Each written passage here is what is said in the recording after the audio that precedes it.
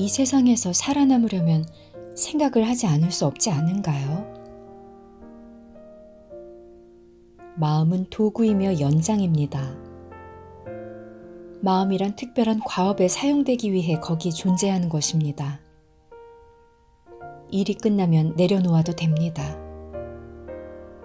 사실 대부분의 사람들이 하는 생각 중에서 8, 90%는 반복적이고 부질없는 잡념에 불과합니다. 더구나 부정적인 성질을 품고 있을 때도 적지 않아서 대부분의 생각들이 해롭다고 말할 수 있을 정도입니다. 당신 자신의 마음을 잘 관찰해 보면 내 말이 사실임을 알게 될 겁니다. 부질없고 해로운 생각들로 인해 소중한 에너지가 새어나가고 있는 것입니다. 꼬리를 물고 이어지는 생각의 행렬이란 사실 중독이나 다름없습니다. 중독이란 무엇일까요? 간단히 말하자면 내 마음대로 멈출 수 없는 것입니다. 중독이란 나보다 더 강한 것처럼 여겨지는 것입니다. 거짓된 즐거움을, 고통으로 변할 수밖에 없는 즐거움을 제공하는 것입니다. 우리는 왜 생각에 중독될 수밖에 없나요? 자기 자신을 마음과 동일시하기 때문입니다. 마음의 내용물과 활동이 곧 자기 자신이라고 생각하기 때문입니다. 우리는 생각을 멈추면 자신의 존재 또한 끝장날 것이라고 믿고 있습니다. 인간은 성장함에 따라 개인적이고 문화적인 조건에 기초해서 자신이 누구인가에 대한 이미지를 만들어냅니다. 이런 거짓된 자아를 에고라고 합니다. 에고는 마음의 활동으로 이루어지며 끊임없는 생각을 통해서만 유지될 수 있습니다. 에고라는 용어는 사람에 따라 의미가 다를 수 있겠지만 내가 그 말을 사용할 때는 무의식적으로 자기 자신을 마음과 동일시함으로써 창조된 거짓 자아를 뜻합니다. 에고에게는 현재의 순간이 존재하지 않습니다. 과거와 미래만을 중요하게 여길 뿐입니다. 이는 진리를 정면으로 거스르는 일이 아닐 수 없는데 에고로 존재하는 한 우리의 마음은 부작용을 일으킬 수밖에 없습니다. 에고는 항상 과거에 집착하고 과거를 살아있게 하려고 합니다. 과거가 없으면 자신이 누구인지를 알 수 없기 때문입니다. 에고는 또한 스스로를 미래에 투사함으로써 계속적인 생존을 보장받으려 하고 거기에서 어떤 해방이나 만족감을 얻으려고 합니다. 에고는 말합니다. 언젠가 이런 일이 일어나면 난 행복할 텐데. 저런 일이 생기면 난 평화로워질 텐데. 에고가 현재에 관여하고 있는 듯이 보일 때조차도 에고가 보고 있는 것은 현재가 아닙니다. 에고는 과거의 눈을 통해서 보기 때문에 현재를 제대로 파악할 수가 없습니다. 마음이 만들어내는 미래의 목적을 위해서 현재를 하나의 수단으로 축소하기 일쑤이지요. 여러분 스스로 마음을 잘 관찰해보면 실제로 그렇다는 것을 알 수 있을 겁니다. 지금 이 순간이야말로 자유를 향한 열쇠를 쥐고 있습니다. 그러나 마음을 자신과 동일시하는 한 우리는 지금 이 순간을 발견할 수 없습니다. 하지만 나는 분석력과 분별력을 잃어버리고 싶지 않아요. 필요하다면 좀 더 집중적으로, 좀 더 분명하게 생각하는 법을 배울 수는 있겠지만 마음을 잃어버리고 싶진 않습니다. 생각한다는 것은 우리가 받은 가장 소중한 선물이죠. 그것이 없다면 우리는 다른 동물들과 다름없을 것입니다. 마음이 지배하는 단계는 의식의 진화에 있어서 한 단계에 지나지 않습니다. 우리는 한시라도 빨리 다음 단계로 넘어갈 필요가 있습니다. 그렇지 않으면 그 마음은 괴물로 자라나 우리 자신을 파괴할 겁니다. 여기에 대해서는 나중에 좀 더 자세히 이야기하겠습니다. 생각과 의식은 동의어가 아닙니다. 생각은 의식의 작은 일부에 불과합니다. 생각은 의식 없이 존재할 수 없지만 의식은 생각을 필요로 하지 않습니다. 깨달음이란 생각을 딛고 솟아나는 것입니다. 생각보다 더 낮은 차원으로, 동물이나 식물의 수준으로 되돌아가는 것이 아닙니다. 깨달음의 상태에 있을 때에도 필요하다면 언제든지 생각하는 마음을 사용할 수 있습니다. 예전보다 훨씬 더 집중적이고 효과적인 방식으로 사용할 수 있습니다. 끊임없이 이어지는 내면의 중얼거림에서 벗어나 고요하고 평화롭게 실제적인 목적을 위해서 마음을 사용할 수 있는 것입니다. 마음을 부릴 수 있게 되고 무언가 창조적인 해결책이 필요하다면 시계추처럼 생각과 생각 없음 사이를, 무심과 유심 사이를 몇 분 간격으로 오갈 수 있을 것입니다. 무심이란 생각에 헤아림이 없는 의식입니다. 우리는 그런 방식으로만 창조적으로 생각할 수 있습니다. 왜냐하면 생각은 그런 상태에 있을 때에만 진정한 힘을 발휘하기 때문이죠.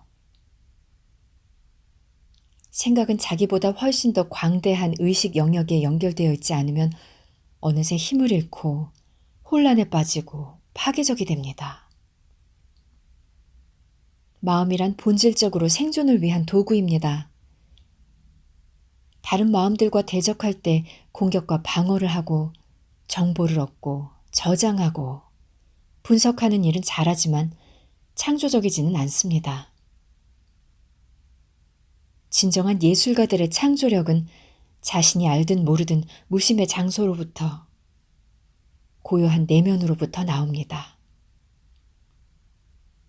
마음은 창조적인 충동이나 통찰의 형상을 부여할 뿐입니다. 위대한 과학자들도 생각이 멈춘 순간에 고요한 상태에서 창조적인 돌파구가 열렸다고 말해왔습니다. 아인슈타인을 비롯한 미국의 저명한 수학자들에게 연구 방법을 질의한 결과는 놀라울 정도였습니다.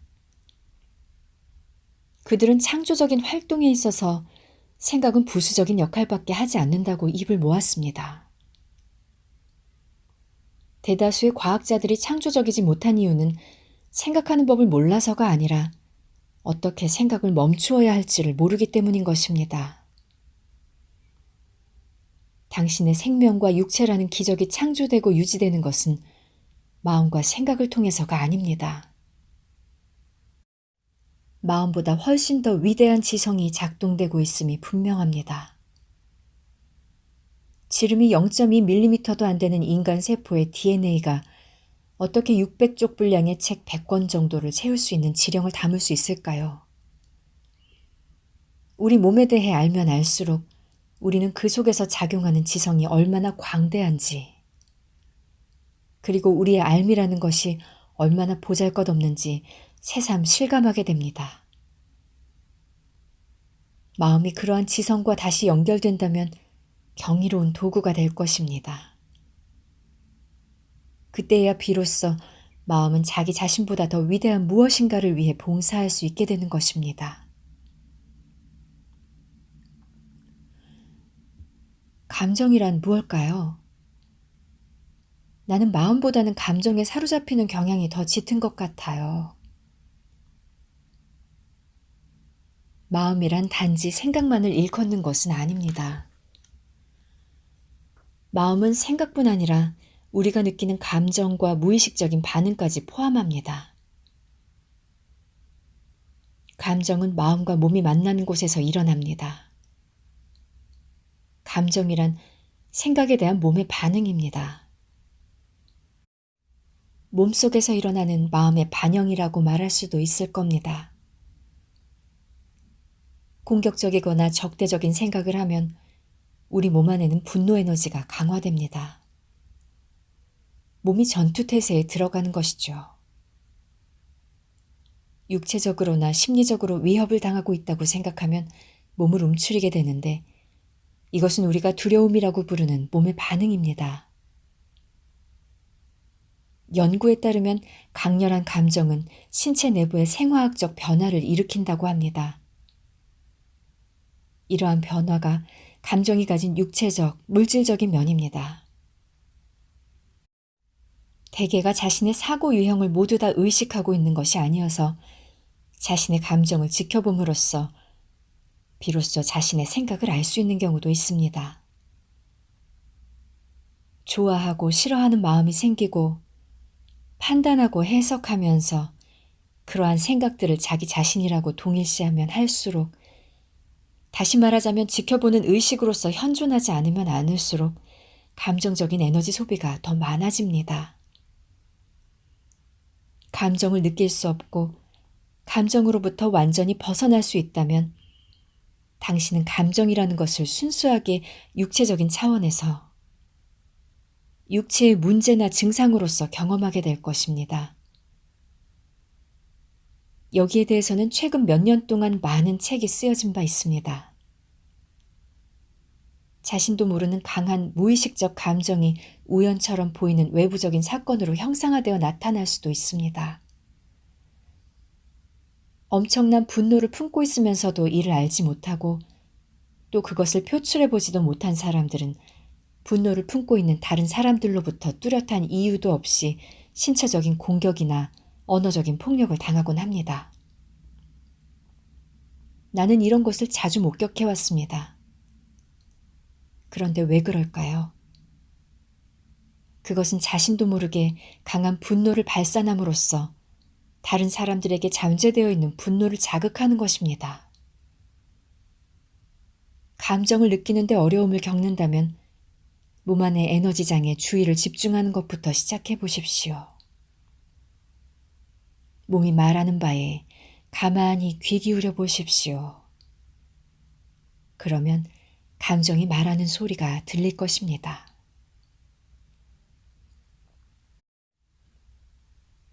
당신은 감정이란 몸 안에 반영되는 마음이라고 말했지만 때로는 감정과 마음 사이에 갈등이 생기기도 하지 않나요?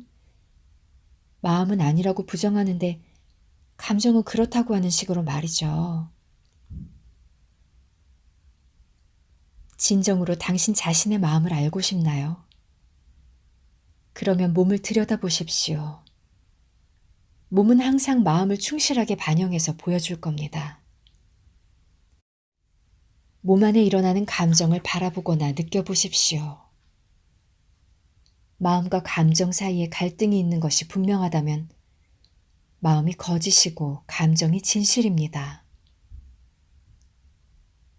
당신의 감정 상태가 당신이 진정 누구인지에 대한 궁극적인 진실은 아니지만 그 당시의 마음 상태에 대한 상대적인 진실인 것입니다.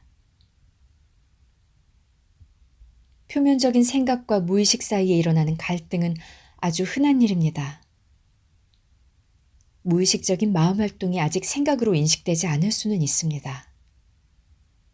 하지만 그 경우에도 무의식은 항상 우리 몸 안의 감정으로 나타나며 우리는 이를 알아차릴 수 있습니다.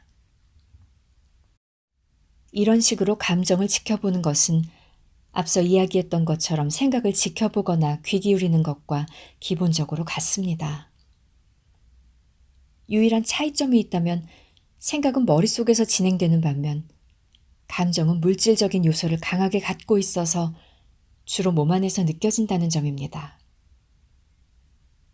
그로써 감정에 지배당하지 않고 감정으로 하여금 그 자리에 머물러 있게 할 수 있는 것입니다. 당신은 더 이상 감정 자체가 아닐 수 있습니다. 감정을 지켜보는 자가 되는 것입니다. 이를 연습하면 당신 안에 있는 무의식적인 모든 것이 의식의 빛 속에 모습을 드러낼 것입니다. 그렇다면 감정을 관찰하는 것이 생각을 관찰하는 것만큼 중요한가요? 그렇습니다. 스스로에게 질문하는 습관을 들이도록 하십시오. 지금 내 안에서 무슨 일이 일어나고 있는가라고. 이 질문이 올바른 방향을 가리켜 줄 것입니다. 하지만 분석하지 말고 그저 지켜보기만 하십시오. 내면의 주의를 집중하십시오. 감정의 에너지를 느껴보십시오. 만일 아무 감정이 없다면 몸 안의 에너지장을 향해 좀 더 깊이 들어가십시오. 그것이 존재로 들어가는 입구입니다. 감정에는 보통 왕성하고 활발한 생각이 따르기 마련입니다. 그 에너지가 지나치게 압도적인 나머지 처음에는 그냥 지켜보고 있기가 쉽지 않을 것입니다. 감정은 우리를 점령하려 하고 대개는 그렇게 되고 맙니다. 거기에 휩쓸리게 되면 감정은 일시적이나마 나가 되어버립니다. 생각과 감정은 서로를 돌고 도는 못된 습성이 있어서 서로를 부채질합니다. 일련의 생각들은 감정의 형태로 스스로를 확대하고 감정의 진동 주파수는 애초의 생각들에 계속해서 먹이를 제공합니다. 감정의 원인으로 인식되는 상황이나 사건 또는 사람에 대해 생각을 거듭할수록 그런 생각들이 감정에 에너지를 불어넣고 그렇게 에너지를 얻은 감정은 다시 생각에 에너지를 불어넣는 식으로 서로를 키워가는 것입니다. 진정한 우리 자신은 이름과 형상 너머에 있습니다. 모든 감정은 진정한 자신에 대한 인식을 상실함으로써 느끼게 된 애초의 원시적인 감정이 변형된 것입니다. 애초에 그 감정은 성격이 불분명해서 딱히 무엇라고 이름짓기 곤란합니다. 그나마 두려움이라는 단어가 거기에 가깝다고 할 수 있을 겁니다. 지속적인 위협을 느끼는 것만이 두려움은 아닙니다. 자포자기와 자신의 불완전함을 깊이 느끼는 것 또한 두려움입니다. 인간의 밑바닥에 깔려있는 이런 감정은 그 모습을 선명하게 드러내지 않은 만큼 그냥 고통이라고 부르는 편이 적당할지도 모릅니다.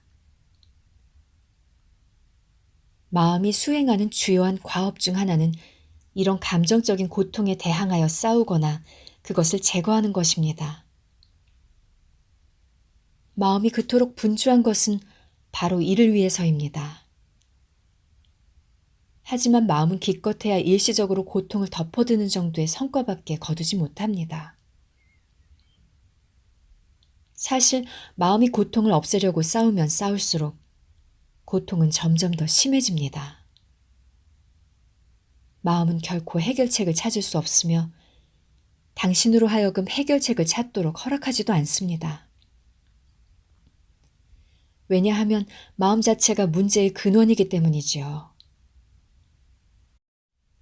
경찰서장이 불을 질러놓고는 방화범을 찾아 헤매는 것과 마찬가지입니다. 자기 자신을 마음과 동일시하는 일을 그만둘 때까지는 이런 고통에서 결코 자유로울 수 없을 겁니다. 다시 말하자면 에고의 옷을 벗어던져야만 합니다. 에고라는 거짓된 자아가 권좌에서 물러날 때만이 진정한 자기 자신이 본연의 모습을 드러낼 수 있는 겁니다. 사랑이나 기쁨 같은 긍정적인 감정도 설 자리가 없나요? 사랑과 기쁨은 진정한 자신과 연결될 때 자연스럽게 흘러나옵니다. 우리 본연의 상태가 곧 사랑과 기쁨의 상태이기 때문에 그 감정들과 때려야 뗄 수 없는 것입니다. 생각의 흐름 속에 틈새가 생길 때면 언제라도 사랑과 기쁨을 맛볼 수 있고 잠시나마 심오한 평화를 경험할 수 있습니다. 하지만 대부분의 사람들은 그러한 틈새를 경험하는 일이 지극히 드물고 어쩌다 우연히 경험할 뿐입니다. 지극히 아름다운 상황에 놓여 있을 때, 육체가 극도로 피곤해졌을 때, 혹은 위기일발의 상황에 처했을 때 마음이 할 말을 잃는 상태가 되기도 합니다. 갑작스럽게 내적인 고요함을 겪게 되는 것입니다. 그러한 고요함 속에는 미묘하면서도 강렬한 기쁨이 있고 사랑과 평화가 있습니다. 하지만 그런 순간은 대개 오래 지속되지 않습니다. 마음이 곧 생각이라는 시끄러운 활동으로 돌아가기 때문이죠. 사랑과 기쁨과 평화는 생각의 지배로부터 우리 스스로를 해방시키기 전까지는 꽃피울 수 없습니다. 사랑과 기쁨과 평화는 감정이라고 부를 수 있는 것이 아닙니다. 감정 넘어 훨씬 더 깊은 차원에 존재하는 것입니다. 감정을 완전히 의식하고 느낄 수 있어야만 그 너머의 것들도 느낄 수 있습니다. 감정이란 문자 그대로 교란을 의미하는 것입니다. 사랑과 기쁨과 평화는 존재의 심오한 상태입니다. 자신의 진정한 존재와 내적으로 연결된 상태인 것입니다. 그런 상태는 마음 너머에서 일어나기 때문에 대립이 없습니다. 반면 마음의 일부인 감정은 이원성의 법칙에 따릅니다. 간단히 말하자면 악이 없으면 선도 없습니다. 마음을 자신과 동일시하는, 깨닫지 못한 상태에서 경험하는 기쁨이란 고통의 반대편에 있는 쾌락에 지나지 않아서 오래 가지 못합니다. 거기에 사로잡혀서는 쾌락과 고통이라는 극단을 오갈 수 있을 뿐입니다. 쾌락은 항상 외부에서 오지만 기쁨은 내면에서 일어납니다. 오늘 즐거움을 주는 바로 그것이 내일은 고통으로 변할 수 있습니다. 쾌락이 떠난 자리에는 고통이 남게 되는 것입니다. 우리가 흔히 사랑이라고 부르는 것 또한 마찬가지입니다. 잠시 동안은 즐겁고 흥미로울 수 있겠지만 사랑은 위태롭고 중독적인 집착이기 쉬워서 스위치를 한번 누르기만 하면 완전히 거꾸로 뒤집히고 맙니다. 수많은 사랑의 관계들을 보십시오. 처음에 도치 상태가 지나가면 사랑과 증오가 밀고 당기기를 되풀이할 뿐입니다. 진정한 사랑은 우리에게 고통을 주지 않습니다. 왜 그럴까요? 진정한 사랑은 갑작스럽게 증오로 변하지 않고 진정한 기쁨 또한 쉽사리 고통으로 변하지 않기 때문입니다. 자신을 마음과 동일시하는 데서 벗어나지 못한 상태에서도 진정한 기쁨과 진정한 사랑을, 내면의 깊은 평화를, 고요하면서도 진정 살아있다는 감각을 잠깐 경험할 수는 있습니다. 그런 상태야말로 우리 본연의 모습이지만 대개는 마음에 의해 흐려져 있기 일쑤입니다. 중독된 사랑의 관계 속에서도 오염되고 부패되지 않은 어떤 순간을 경험할 수는 있습니다. 하지만 그런 순간은 잠시뿐이고 마음의 방해로 곧 사라져버리고 맙니다. 그러면 매우 소중한 무언가를 잃어버린 듯한 느낌이 들 수도 있을 겁니다. 혹은 그것은 단지 부질없는 환상이었을 뿐이라는 마음의 속삭임에 설득당할지도 모릅니다. 하지만 그것은 환상이 아닙니다. 그것은 잃으려야 잃을 수도 없는 것입니다. 그것은 우리가 본래 처해 있던 상태의 일부이기 때문에 마음에 의해 가려질 수는 있지만 파괴될 수는 없습니다. 하늘이 잔뜩 흐려 있을 때에도 태양은 사라진 것이 아닙니다. 태양은 여전히 구름 뒤편에 존재하고 있습니다. 붓다는 고통이나 번뇌가 욕망이나 집착에서 생겨나며 고통에서 벗어나려면 욕망의 사슬을 끊어야 한다고 말했습니다. 모든 탐욕은 순수한 존재의 기쁨 대신 외부 세상과 미래에서 구원이나 만족을 추구하는 마음입니다.